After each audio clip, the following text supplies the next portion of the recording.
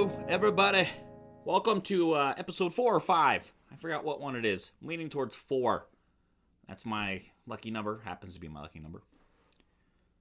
But yeah, episode 4 of the Perkio Pitch Numbers and Nonsense, sponsored by Brainy Ballers.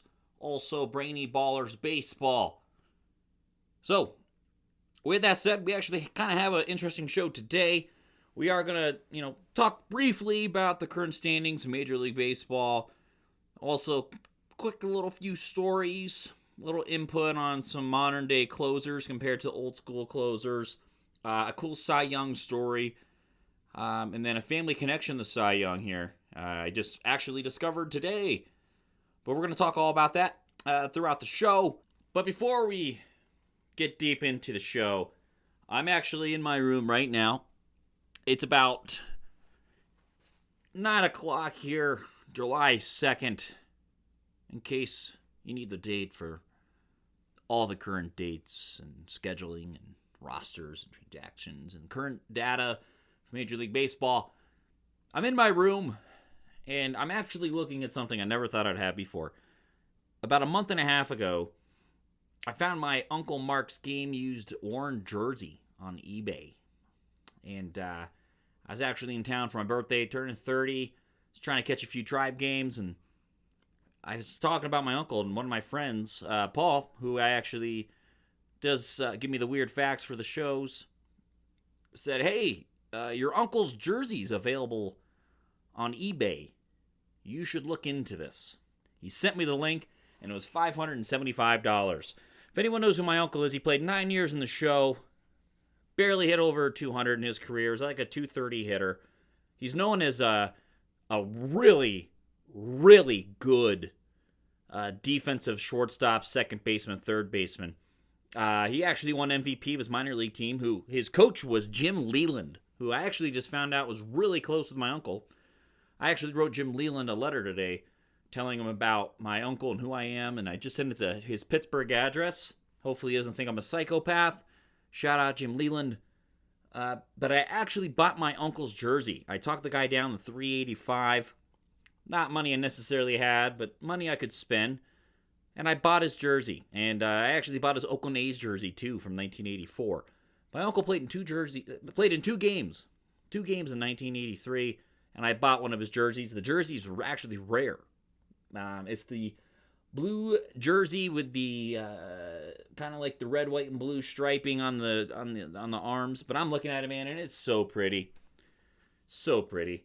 All right. But with that said, like I told you, we're going to talk about a little quick baseball thing, standings. And I just want to say the Chicago Cubs are making me eat shit. I was talking mad shit on them about 2 to 3 weeks ago, and they have absolutely have taken the shit I've thrown at them, compiled it all up, put it in a fucking cannonball, opened my mouth with everything they've had, all their might, and just jammed it down my throat. I hope to be right on them, but I'm looking wrong. I actually have just been scoreboard watching them mostly. I have not really had a chance to watch them. I know they just recently lost Edward Cabrera. But, man, the Cubs sticks look like they're going. I think yesterday, the 1st of July, they beat the San Diego Padres, I think 96-3. But no, all kidding aside, I think it was like 22 or 23-3. I forgot the final, but I know that the Cubs were in the 20s. Dansby Swanson smacked a grand slam. That guy seems like he's been infuriating, but, if he gets going for the Cubs, that's big. Because it's, one of your highest paid players is performing for you. And the dark cloud that can cast over your team, if a guy getting paid in 3 digits isn't performing for your team, how much of a kick in the balls that can be to your fucking clubhouse, your front office, and especially your fans. And then owners kind of get more penny-pinched, tight-assholed. Oh, I don't want to spend any money because this investment's going wrong, and it scares them. Michael Bourne and Nick Swisher did that to the Cleveland Indians, and they haven't spent fucking cents besides Enwood and Encarnacion, and they ended up trading them. All right, I got sidetracked. But we're going to talk about the AL first. Nothing's actually really changed in the American League East. I did say the Yankees were my clear-cut favorite to win the division, and I'm actually sticking to that. They are ice cold right now. They've lost like 6 or 7 straight. Anthony Volpe continues to infuriate the New York Yankee fans. A boy from the New York area is probably hating his life right now because he knows how Yankee fans can absolutely hate a player. He's been a Yankee fan growing up. He's playing his childhood dream, playing for the Yankees. He probably knows how much the fans hate him right now, and that's a lot of pressure.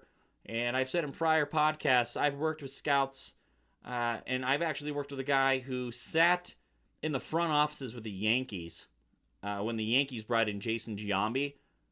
And they actually sit there in the front office and they go, can this guy handle New York? Can this guy handle our fans? Can this guy handle the atmosphere? I don't know. I feel like Volpe can, but there might be a little subconscious, a little extra pressure there that's kind of eating at him. Being a Yankee fan, wanting to perform for his team. That's a guy who might, perform out of New York. But he had a lot of expectations, and, his numbers the last few years kind of show that maybe he's doing better than how he's playing right now. But Yankee fans would tell you this guy's the worst fucking thing. The worst fucking thing on the planet. But I do think the Yankees get by. They're going to get Judge back. They're going to get healthy. I think Fried's still hurt, if I remember correctly. I could be very wrong on that. I don't know on the top of my head. But yeah, they're going to get healthy. They're going to get better. Do I think they win the World Series this year? Probably not. And they're the only way they don't make the playoffs, deep into the playoffs, and not make the World Series, obviously, is they play a hot team, or Aaron Boone kind of mismanages them again. I don't know if Aaron Boone has, blackmail of anyone on the Yankees, but I'm actually kind of shocked he still has a job there. Kind of shocked, because Yankees have a short leash, but Mr. Steinbrenner over there now doesn't have the short leash of patience like his father. He's probably pretty patient keeping Cashman around too. But I do think they get by. The Rays are still playing well. Junior Camaneros, I think, hit a homer in 6 straight games. I think that streak ended today, but that guy's getting hot. And when he gets hot, anything can happen for the Rays. The Rays do have some sticks in there. Yandy Diaz, Junior Caminero. I do think there's a chance they could win a division, but I just think the Yankees somehow get by them. But the Jays are 41-46 at 11.5 games out of the AL East. The Orioles are 40-48, 13 games out of the AL East. And the Red Sox, right where I love to see the Red Sox, 37-48, 14.5 games out. The Red Sox had that big bench clearing thing. Contreras got 7 games. They're going to be missing one of their best players for a week. They're going to appeal it, and they're probably going to try to find a part where he can appeal it and, at least stall a little bit so they can either game plan or figure something out to do with him. It's going to be tough. He's a guy that definitely carries the top of that lineup, and, a team that's trying to bury themselves out a week without one of your best hitters. That's going to make your lineup pretty dull. Trust me, I'm a Cleveland fan. I know what it's like when your best player is not on your team, Jose Ramirez, and not playing. Your lineup completely stalls. Do I think the Blue Jays come back? No. And kind of quick side note here, Max Scherzer needs to retire. Max Scherzer needs to retire. Right now, I believe the Blue Jays are actually trying to force him into retirement and not embarrass him. The guy is first ballot Hall of Famer, top 10 pitcher of my lifetime, World Series winner, pitched his fucking dick and nuts off in the World Series to beat the Astros, which is one of the weirdest World Series of all time. Every road team winning a game, not a single home game was won by the home team. Really weird. But Max Scherzer needs to retire. I know he's one strikeout away from 3,500 strikeouts, and it's crazy to me that his last career start's probably against my favorite team. Never thought Max Scherzer would be making his last start against the Cleveland Guardians, potentially. He's so bad he's not pitchable anymore, and the Blue Jays are in no position to give this guy a chance to get an accomplishment for one inning. Now, if he gets DFA'd or released and, a team trying to sell tickets wants to pick up Mad Max, that could happen. That could happen. But, how many seats would Max Scherzer actually sell? Baseball players are not such a draw like NBA players or NFL players or just NBA players in general. Not everyone is a Shohei Ohtani. Shohei Ohtani's not selling tickets. Shohei Ohtani is like the Savannah Bananas hype of baseball players. Never thought I'd give the Savannah Bananas credit like that. But yeah, Scherzer needs to retire, faking an injury. I hope they're trying to think of an exit strategy for him. Don't release him. Don't embarrass him. Let him retire. But if that competitive side of him is not wanting to retire, he's not wanting to retire. And that's just probably how the cookie crumbles for Max Scherzer. It's going to be interesting to see what goes on there. But that's going to wrap up the AL East. I'm not going to touch on the Orioles or the Red Sox too much. And I'm not actually going to get deep on the Blue Jays. Just a little bit on Max because I don't think those teams are going to be getting into the playoffs. And if anyone does, it's probably the Blue Jays. But, man, they have some problems. Their starting pitching's beat the shit. They just got Bieber back, who looked pretty good his second start. His first start was terrible. In his second start, that first inning was rough. Ay caramba. That first inning was rough, but he got through it. Gossman's been getting knocked around. But, yeah, they're in a weird spot. Orioles, weird spot. Red Sox, you're fucking cooked. Haha. Like I said, I don't hate the Red Sox. I don't. It sounds like I do, but I'm sorry. Like when their owner's cheap, I more so just dislike the ownership and Craig Breslow. He's an idiot. All right, on the AL Central, I'll make this one short and sweet because do I think the Twins are going to maintain their 42-46 record? Maintain a under 500 record? Yeah, they're going to maintain that, but they're not going to stick around 500. I just don't think they're as good as that record even shows. Zebby Matthews is still being Zebby Matthews. Byron Buxton, he's been playing particularly well, but I just don't think they're going to maintain it. They're a cool, minor story, but they are in the AL Central, so that's a little inflated. The Tigers. Tigers are weird. By the way, I'm going to go through the standings in order here, but I'm starting off with the teams that I feel like don't have the firepower to climb back, really.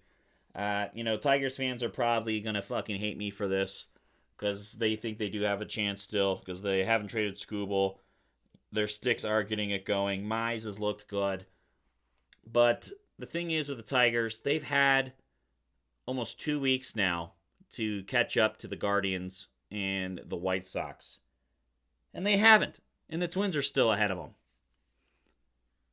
That tells me everything I need to know. I just don't think the Tigers are going to do it. They're going to have to trade Skubal.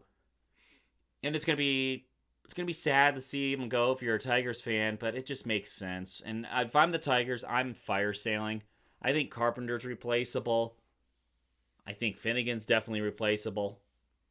I think the only guys you're not trading are probably Riley Green, Dingler. There are a few. Obviously, there's some rookies on those teams. They're not going anywhere. But I think the Tigers are young enough, and their hitters, they have a core of young guys that they can go, hey, a year or two, let's step back, reassess, invest, trade Framber Valdez. And just kind of restart, and it's okay. It's okay to do that. Teams are so scared to do it, but sometimes you got to do it. Royals, they're cooked. They're 35-53. That's all I'll say about the Royals. They're beat the hell. Their starting pitching's beat the hell, but that's all I'll say about the Royals. Now to the White Sox and the Guardians. This is interesting. The Guardians actually just walked off the White Sox tonight. A guy that I was telling you to watch the last few podcasts was Grant Taylor. The Guardians have actually roughed them up a little bit. Pretty bit. More than actually a pretty bit. They've scored, I think, 3 runs on them, or 3 or 4 runs the last 2 times they've seen them. But Perkio hit a 2-run home run down in the 9th to, overtake a 1-run deficit, and they walked them off, and that was a huge win. And they are tied right now Cleveland has one more win and one more loss than the White Sox, so it causes a tie in the AL Central. But you know, I think the White Sox, they're gonna kind of be a thorn on the Guardians' side all year. I think the Guardians might need the White Sox to kind of push them to the finish line to compete. I think it's important that the Guardians need this. And running away with the division, I think sometimes can catch teams sleeping. But, if you get these guys in playoff lockdown mode for 162 games and you're playing these, 1, 2, 3 run deficit games for 162, that's preparing you for the playoffs. And I think the Guardians are a team that's really well equipped to do it. The White Sox bullpen, they have some nice guys in there, but I don't think they have guys that are equipped to pitch in close games. They don't have a lot of starters I think are equipped to keep their run differential, I think, in favor for them. The White Sox definitely can swing the bat. That's not a problem. But, pitching wins in the playoffs. Defense wins in the playoffs. And that's just not something I think the White Sox are fully capable of maintaining and being really good at. I think they could easily go like 80 and 82, 84 and 76. They could linger around those records. But I do think the Guardians are going to come up on top. They just got to float around the 500 record. There's actually a local news guy, Jay Crawford in Cleveland, that he was mentioning he thinks the Tigers are going to come back. And he made very good points, but I just don't see it. I just don't see it. I really do think the Guardians are going to win this division still. They've been healthy. Their starting pitching's been healthy. Their bullpen, has been up and down, but they do have some guys in there that have been there, done that. Espino's looks pretty decent. Sean Armstrong's terrible, but they got guys like Walters coming through, Altman coming up through the minors. I think they're going to be fine, and I do believe they're going to make a trade and make this lineup better. And, they are going to get 2 guys back with Martinez and Jose Ramirez once they come back from these injuries. They got DeLauder back, who's been on fire. He's hit in 11 straight games. They're good. They're good. And, the White Sox got Colson Montgomery, they got Gonzalez. They're going to get their stars back who were, hurt. But I don't know. I just don't think that's going to be enough. I do think the Guardians win that division still. Now to the AL West. A team that was kind of sort of crapping on, I didn't believe in, but not like dunking crapping on, was the Rangers. The Rangers are over 500 for the first time since I think like April. I'm probably wrong on that. I'm trying to remember on top of my head. But they're playing good ball. They just lost Seager again to another injury again. But they're beating the Tigers right now. Last time I checked, 6-3. Josh Smith smoked a homer. But yeah, the Rangers they're not a bad club. I do think the Mariners are going to overtake them eventually. Their hitting has just been underperforming, and I think they have too good of hitters to underperform. I get it's hard to hit in Seattle, but I really do think the Mariners are going to overtake the Rangers. You got the Astros, but them just not investing in their pitching has come back to get them. They're moving Javier to the bullpen. Letting Garrett Cole go. Oh my gosh, I'm forgetting guys. Letting Valdez go. Those are all catching up to him. I know Cole's been a while now, but Valdez is freshly recent, and I know he's kind of been a dick in the clubhouse. I mean, there's some video evidence of him being a fucking dickhead. But yeah, they have not invested in their pitching, and it's coming out to get them. They're not getting any younger. Their stars are getting older. Walker's getting older, who's been performing, but he's streaky. That's a guy I can definitely see getting dealt. Altuve's having a down year. Jordan Alvarez is Zeus swinging a bat. I mean, he's the reason probably why they are even close to the record that they have right now. Diaz has been hurt, but they got some guys on that team. Hunter Brown's good, but they got to do something. They got to do something, and I think, that's a team that could slide in maybe to the 6th wildcard spot, but I don't know.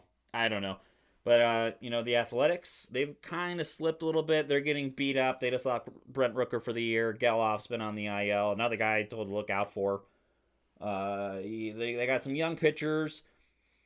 Their bullpen's just so hard to trust. It's just hard to pitch in Sacramento in general. So I'm trying to give their pitching a little grace. But I just don't think they're going to pull it off. They're a team I think could have maybe had a chance at the last wild card spot, beginning of the year, looking at their roster with just their hitters. But unfortunately, like I told you guys, pitching and hitting is what really keeps you afloat for the whole season, because you can be cold with the bats, but if you're playing good defense and your pitchers are pitching well enough, you can win those 2-1 games, 2-0 games, 3-1 games, 3-2 games like the Guardians do. But the A's can't maintain this because they pitch in Sacramento. Hard to do. I do think the A's are going to fizzle out. It's really going to be a two-way fight between the Rangers and Mariners.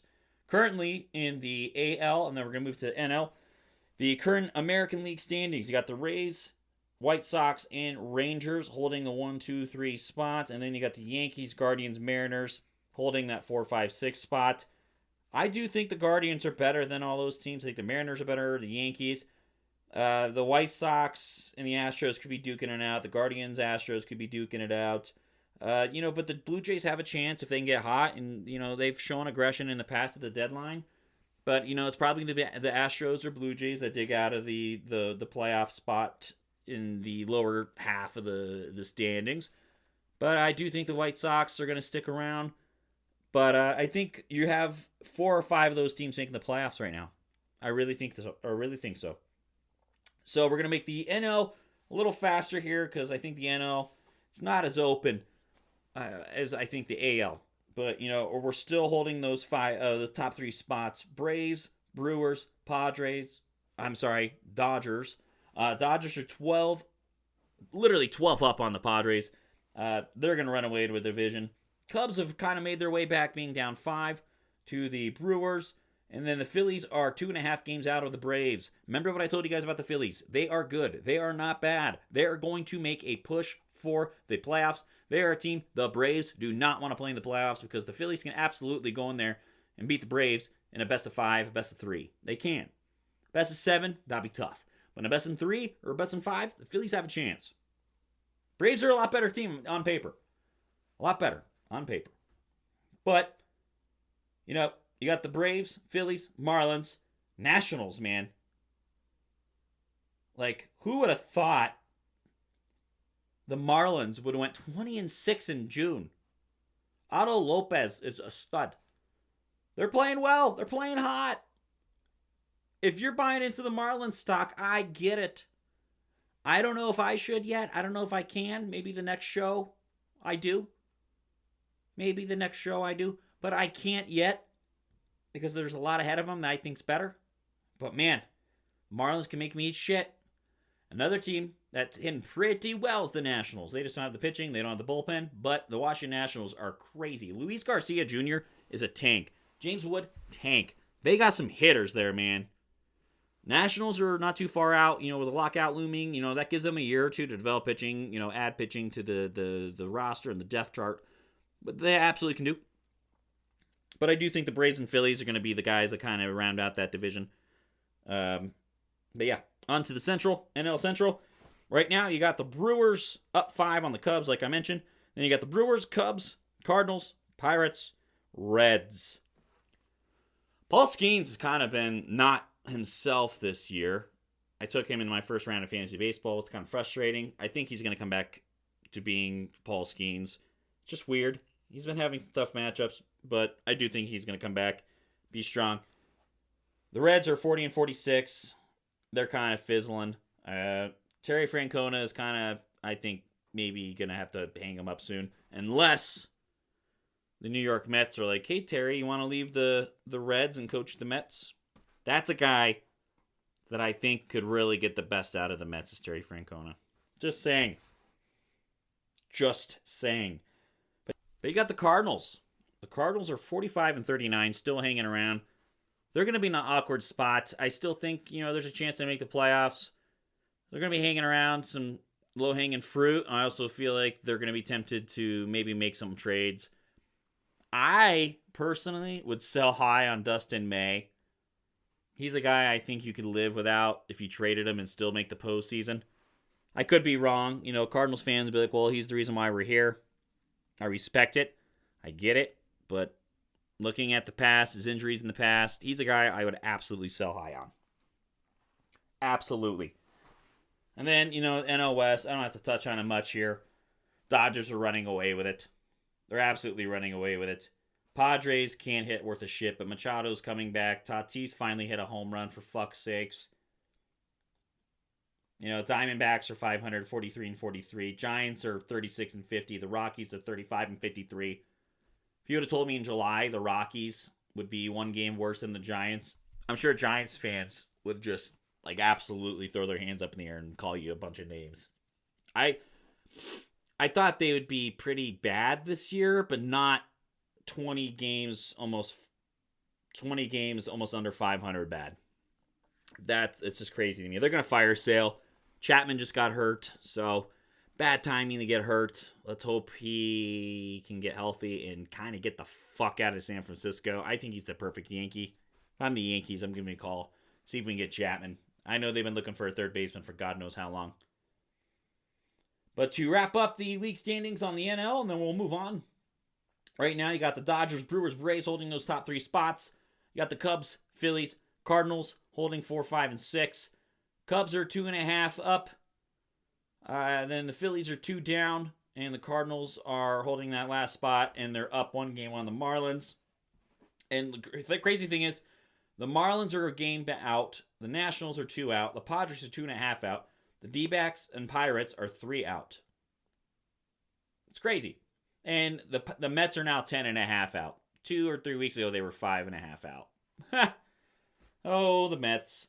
But, I think we've kind of trimmed off some fat in my playoff pick for the Pirates. They are kind of holding off on that last playoff eligible spot, in my opinion, with being the 11th ranked team in the NL playoff standings at 44 and 44. But if Skins can get right, their starting pitching can kind of get healthy and not get injured and maintain, an uphill progress. They could make a chance. They could have a chance, but I think I'm starting to be maybe wrong on the Pirates. I do think the Pirates have a chance still. But that is our AL and NL rundown, and now we're going to get into our next topic. So I'm going to catch heat for this take. Maybe, maybe not. Especially Yankee fans. Yankee fans are going to hate this take, but I'm going to say it anyway. Mariano Rivera is absolutely the best closer of all time. But there's a guy threatening his legacy. And his name's Mason Miller of the San Diego Padres. I was bored. And I was watching Mason Miller pitch. I was bored watching the Padres. But after the game, I looked up Mason Miller's stats compared to Mariano Rivera's stats. Right now, through 194.2 innings pitched from Rivera, compared to, and that was the innings he's closed. So the first 194.2 closer innings pitched for Mariano Rivera from, it was 1997 through 1999. And I compared it to the same windows Mason Miller when he became a closer. And Mason Miller has 149 career innings pitched. So I'm comparing Mason Miller with 149 innings pitched to Mariano Rivera with 194.2 innings pitched. I'm going to read off their stats, and you let me know who's who. All right. This guy has a 1.81 ERA. Ready? Mason Miller. Mariano Rivera has a 1.85 ERA.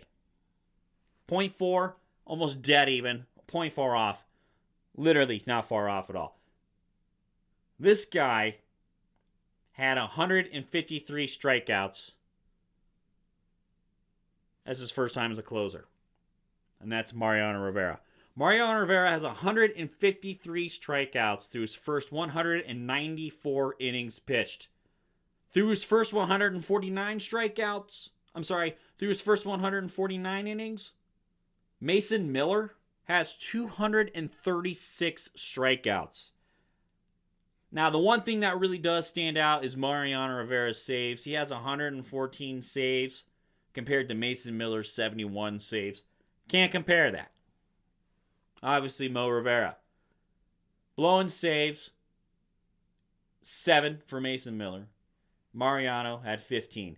But this is the part that really stands out to me. Because Mason Miller gets used as a weapon, too. And, the extra inning rule and guys kind of pitching now in weird spots. The saves thing, I get why Mo had it. But this is the part that sticks out to me. Mason Miller has an opponent batting average against him, a 140. A 140 opponent batting average, where Mariano Rivera was a 206. Guys, it's really time to start talking about Mason Miller here. If he has never converted back to a starting pitcher, I would look at these numbers and say, we got to keep this guy as a closer. This guy at 100%, he's going to stay healthier for a long time. We can manage his innings. If we ever want to stretch him out in the playoffs, have him go like 2 or 3 innings, get you a 9-out save, a 6-out save, do that. That's fine. Make him a modern day Goose Gossage. Where Goose was getting, 6 to 9-out saves. But you got to keep him here in this role. This guy, if he can stay healthy, we're going to be talking about maybe a guy that could dethrone Mariano Rivera. Seriously. The guy's insane. The guy is absolutely nuts. And say what you will, but sorry, Yankee fans. I think, if Mason Miller can have a long career like Mariano Rivera was blessed to have, we could be having a talk. But the thing is, I would bet Mo is still probably going to be the guy at the end of the day because he's throwing cutters. He was at a time where, arm care was really important. Mason Miller, he has, a less of an edge, but he's also a closer and he can stay healthy. This is not 2 guys we're talking about who are going to be taking the ball every 5 days, throwing 6 to 9 innings, 100-plus pitches.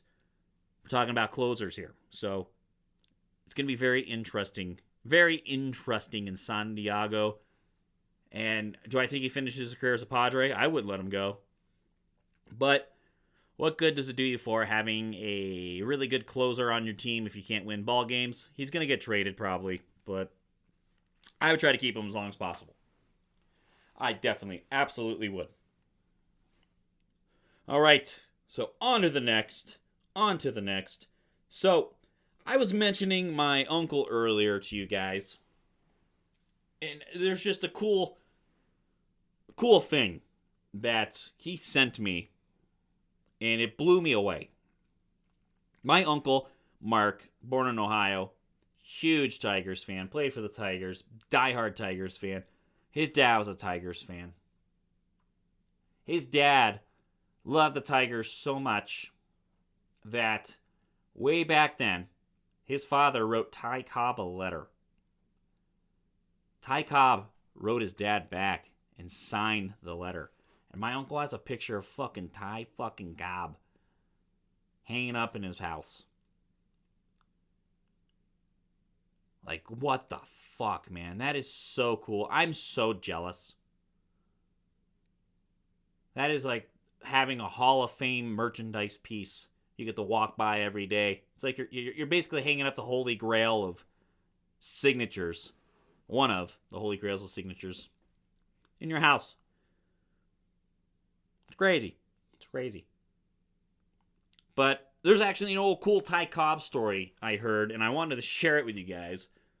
So, Ty Cobb was getting heckled. This is an old game. This just shows you how much times have changed. The old time game, I don't know the exact date, but this guy was heckling Ty Cobb all game. And Ty Cobb had enough of it. So what this motherfucker did, and if anyone doesn't know about Ty Cobb, this dude was batshit crazy, raging racist. He actually traveled with an African-American baby because he claimed the baby was good luck. And eventually, this baby turned into a black man and was like, this fucking shit's weird. I'm out. God honest truth. Ty Cobb traveled around the nation playing baseball with a black child as a good luck charm.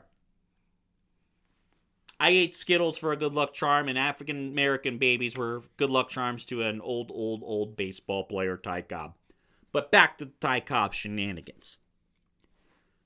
Ty Cobb was getting heckled by this guy, so he said, fuck it, I've had it, I'm gonna kick this dude's fucking ass. This dude goes into the stands and starts wailing on this guy. Dum, dum, dum, dum. Everyone's like, stop. The guy you're hitting doesn't have hands. The man you're hitting has no hands. Talk about a medieval injury. This dude he's punching lost both his fucking hands in a printing press accident.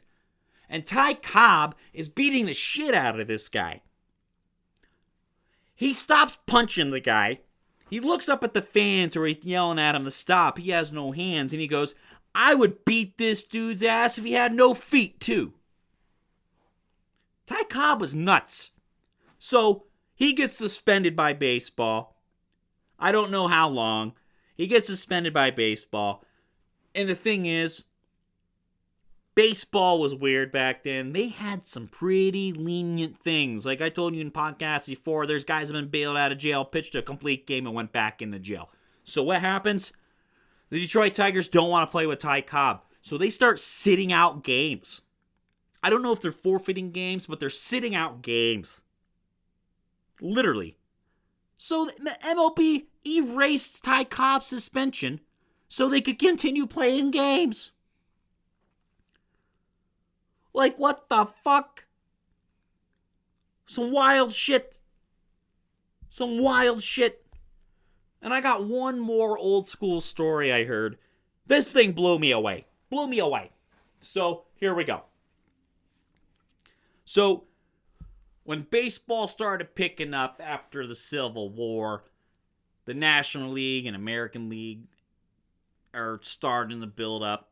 Most importantly, the National League was first. We had things called the World Series and things building up. Teams playing the best teams. Well, we had the Boston Red Stockings. Not the Red Sox. The Red Stockings. These motherfuckers were 65-0. They hadn't lost a game. They were an attraction. They were the Savannah Bananas. Another shout out to the Savannah Bananas in this podcast, I guess. They were attracting everyone and their mom to these baseball games. They go 65-0, and they're like, hey, you should come out, play some teams on the East Coast, the New York area. I forgot the exact team who they lost to, but they lose to this team. And after 9 innings, they're tied. They're tied. And no one's ever been tied before at the end of like a big playoff game or a game where someone has to win. So what they do is, hey, let's do extra innings.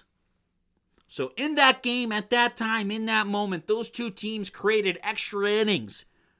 The Red Stockings, they were so confident they were going to win because they're 65-0. They're like, we're going to create extra innings and we're going to win this game. Well, they lost because their first baseman made a bad throw. They lost in extra innings. Quick side note. These guys were so popular, paying their players a couple $1,000s a year. Investors actually, for the first time, didn't even out. They didn't lose money on a team. They actually profited how much? Not $1,000, not $1 million, not $100, not even $50. They made $1.39 on the season, going 65-0. They made $1.39. That's probably equivalent to $10 now. Maybe more. So these guys lose in extra innings. And all the investors said, okay, these guys are not an attraction anymore. We're going to pull out. So they stopped the team. Baseball was like a circus back then. If you lost after going 65-0, your team was disambled. I can't talk. Your team was disemboweled. There's the word I'm looking for. Yeah, it's crazy. 65-0, and you're like, we're done. We're good. We're going to end the season. So, what happens? They all go to different teams, etc. And the investors pulled out. And that was that. That was that. But I do have to end the show on one more quick note, and that will be all for the night, as this is getting a little long. The Cleveland Guardians, like I said, I'm a Cleveland fan. I got to talk about them. Cleveland Guardians did win tonight on a walk-off, but this is just a quick note. I've never seen a team have to rely on mess-ups and luck as much as this team. They got to rely on walks. If they got a guy that throws strikes or has a good changeup, they're done. They're absolutely done. But I've never seen a team have to rely on so much luck and teams messing up as much as this team has to win. But to kind of contradict that and paradox it, they do absolutely take advantage of teams who can't play good defense, can't field the positions, don't play good bunt defense, who swing and miss a lot. You know, if they put the ball in play, they're going to field the positions on the field. They're not going to make errors. They will beat you at the fundamental part of the game every time. And that's why they're going to probably win the division. But this is what drives me crazy about them. As quick as they are to make you suffer for making a mistake, they are so fucking quick at making it worse for themselves offensively.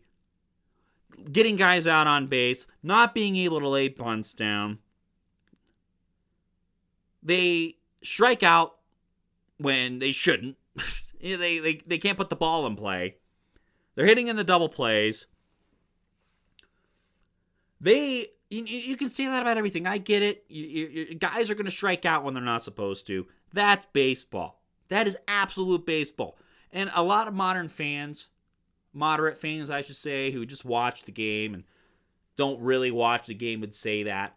But they really strike out. Like, they'll strike out back-to-back with a guy on third base with no outs. Or a guy on third base with one out. I've watched it happen like 3 times this week. They have a hard time scoring runs. And it's fucking annoying. It's fucking annoying. But they won the night. I'll give them the grace. I just think they should give these motherfuckers some blue chews before the game or something. Give these guys some fucking blue chews before the game. They can cover the plate more, if you know what I mean. Have a little, extra girth hanging out over the plate. Maybe lay a bunt down with that fucking piece of wood. Or you get hit by a pitch there. It would hurt, but you get hit by a pitch, get on base. It's a game of inches. Ha. All right. That is our show for tonight.